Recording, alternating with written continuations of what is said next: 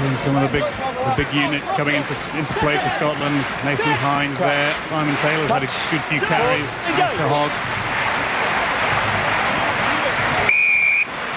So Mike Blair getting ready to put the ball in, but they'll have to reconstruct that scrummage. No, bind and touch. Louis Cordero is the man that Steve Walsh, the referee, is having words with. And he's saying, whoa, what, me, ref? There he is, he's not gone down again. There's a free kick taken quickly by Simon Taylor. Simon Taylor goes on, needs support, gets it now. Scotland have got an overlap here, this could be a try. Lamont going through, and you don't stop Sean Lamont from that sort of distance. It's hot, it's his brother Rory. Well, he had a fantastic match against South Africa. And he's really beginning to make this fullback shirt his own.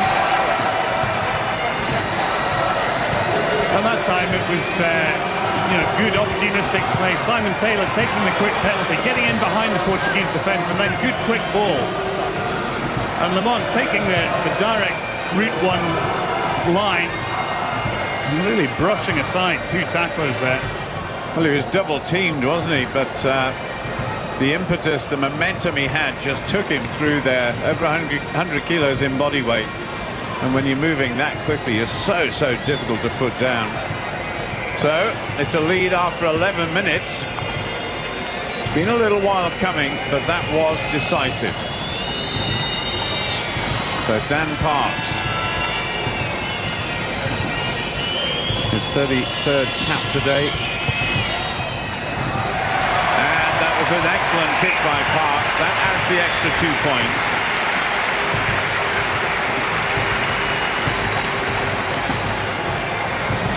Well, here we are again. Good pass by Jason White. Could have gone outside to his brother Sean. No, he was going for the goal line himself, wasn't he? Well, I don't think there was any way he was going to pass that ball. He was only about 10 yards away from it, and when you're his size and you got his pace. Scotland 7, Portugal 0. Coming up to 13 minutes of the first half now. Simon Taylor there, just easing into that situation where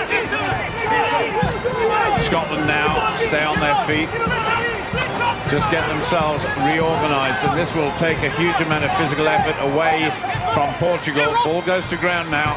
Good pick up there by Scott Lawson. A little bit tight in terms of the passing. There was no real width to that. Scotland once more. Big high towering kick. Right into touch, being taken quickly by Pedro Leal. Goes to him himself, and a little bit of a slice there, but that was well taken. Superb, and the back row forward. Alistair Hogg goes charging on. Good to see Portugal trying to counter-attack, though. Certainly no negative play from them at the moment. Lamont. And he's through, looking for support. He won't need it. That is 2 tries in a row for Rory Lamont. Well, he scored his 2nd and 3rd tries for Scotland as the Glasgow player. Been congratulated by his brother and the rest of the guys. But that was really weak tackling by Portugal, I have to say, and it has brought great delight to the Scottish crowd. Well, it was pretty straightforward. Scotland had a lot of width there, and then Rory Lamont is 2-on-2, great fend of Diogo Mateus. But as you say, it was weak Portuguese tackling. He had options. There's another weak tackle, just brushes off the scrum half because they Pinto. 2 tries in as many minutes for Rory Lamont. So bloody left leg there, and Dan Parks only 14 minutes into this game, and that is a healthy scoreline for Scotland. And certainly the willingness of the whole Scottish team to really turn it on over the last 5 minutes for those 2 scores. 1 out of 1 so far, and that looks as though it's 2 out of 2. Well, they've certainly got a great place kicker sitting on the bench, and that, of course, is Chris Patterson. But with guys like Dan Parks around, well, it doesn't matter, really. That's a 100% record from the 2 tries. Good effort once again by Scotland. So Portugal restarting. It's 14 points to 0. 2 converted tries, both by fullback Rory Lamont. And here goes his brother. Sean is such a strong individual. Parks. 1 or 2 good touch kicks so far. That doesn't quite make touch, but well picked out there by Somoza. Right down to Scotland's 22. So just playing table tennis at the moment. This is Federico Sousa. Back inside. That ball screwed down just beyond the halfway line. There's certainly a lot of energy in the Portugal side, isn't there? Oh, absolutely. There's no lack of effort, no lack of energy. But you can see the Scottish coaching team very content with the start. They've controlled the game, they've controlled the tactics. They're dominating at the touchline. Another great take at the back of the line this time. Now the rolling ball starts. And this is where Portugal really could come unstuck if the Scotland machine really gets moving. Good effort by the hooker again. Scott Lawson knew exactly where the rest of his players were. Broke away.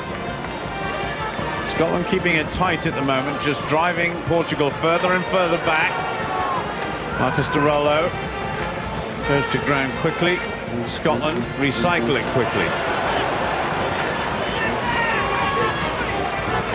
And Scotland certainly lined up on this side, but that has been stolen by Portugal. Great cheer from the crowd goes up. And Ferreira it was who got it back to his outside half. And there's the big centre, Sousa. Hanging on to the ball, is it, David? Yeah, absolutely. I think Mike Blair was a little bit irritated by the fact that the Portuguese seemed to come right through the round side of the ball to steal the ball. But Sean Lamont, Rico Sousa hanging on to it. No question about that being a penalty. That's one of the first things you teach a schoolboy rugby player, isn't it? When you tackle, release the ball. Well, I think when your back's against the wall, you try and do anything and hold on to it. Well, that was a superb kick there by Dan Parks. A little smile on his face. He gained a huge amount of distance there, kicking from the wrong side. He was right-footed, but he only had a little bit of distance between himself and the touchline. So that was the perfect angle there. Now, who's this going to? That goes to Jason White. Big Jason White there, right in the centre, marshalling his players. And now they try and go again. It's desperation for Portugal, because the more that Scotland do this to them, the more fatigue sets in, and the more that Scotland will gain the upper hand. Alan Jacobson right at the back. Wing forward there has got the ball. He released it. Didas to Hobb. Off the knee, off the knee. He said it was off the knee, so there was no knock on. There's the hooker once more. Scott Lawson. Use the man. Oh, obstruction? Well, there's obstruction in certainly the ran into a man in front of him. I have to say, I think Steve Walsh has been quite kind to Portugal. Clearly, I think it was João Uva came in at the side there to try and stop that rolling ball, and he just needs to be a little bit careful of that. I think Scotland trying to control the ball there. So just coming out to 20 minutes, I hope our pitchside reporter Matt Spiro is listening to us. And Matt, what can you tell us about the atmosphere down in the two camps where you are?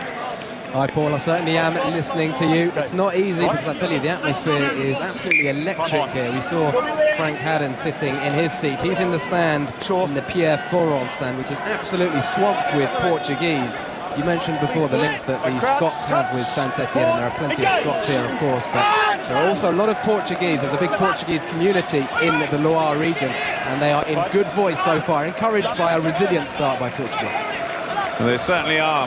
Thanks very much, Matt. We'll talk to you a little bit later on. Meanwhile, that was a good clearance by Pinto. Oh, my goodness. And Sean Lamont there, absolutely burying his opposite number. And here goes Scotland once more. They've got width to this. De Rolo is brought down by Sousa. Scotland still hunting for the ball. It's a little bit scrappy. They've got to get more control, have Scotland. And Portugal certainly making life very difficult. But here we go again. Look at this run here by Scott Murray. Reminds me of the great Cuban runner, Alberto Monterina, opening wide his legs and showing his class. Yeah, gotcha. There you go. Knock on. There's Lamont, but that was a real burst of speed there by Murray. It was a great take by Sean Lamont there, and poor old Pedro Cavallo.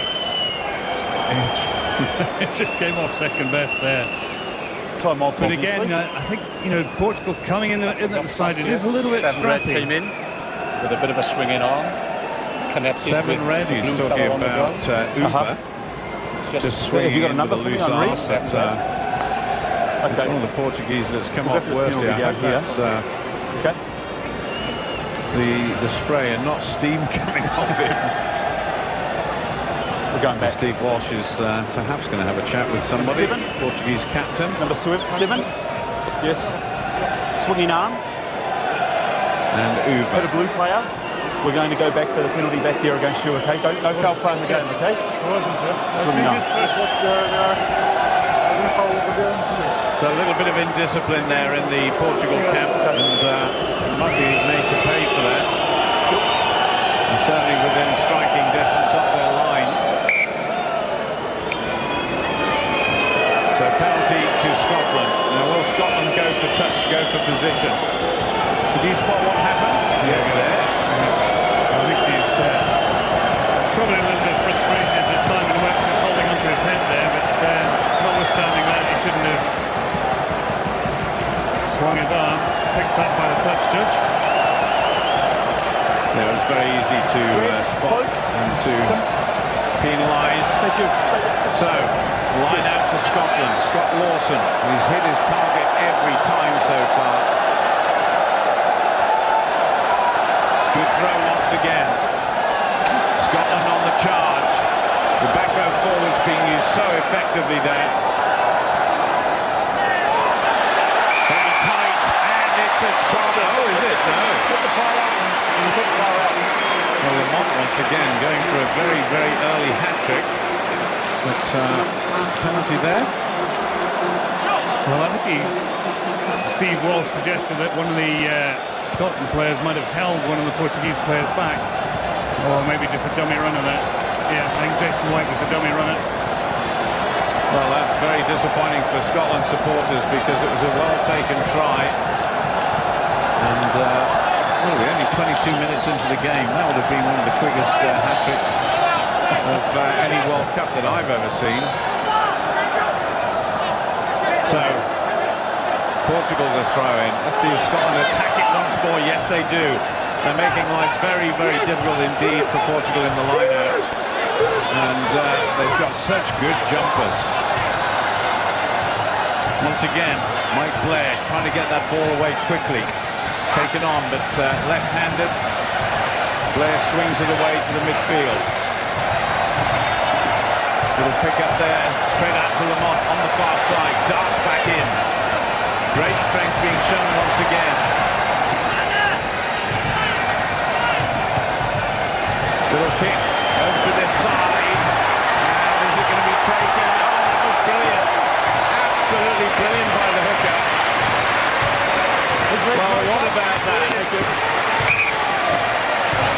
Well, Dan Clark, for all his defensive frailties, he is an excellent tactical kicker, and he landed that one on the sixth. And Scott Lawson standing out wide, just waited for it to come down, and the Portuguese were all far too central in defence. Can you sort out the corner post for me, please? Well, that was just his second try since wearing the Scotland jersey for the very first time, but quite important. Lovely hanging kick there by Parks. Beautiful. Straight into the arms of the hooker. Beautifully weighted. I wonder how many times they've practiced that.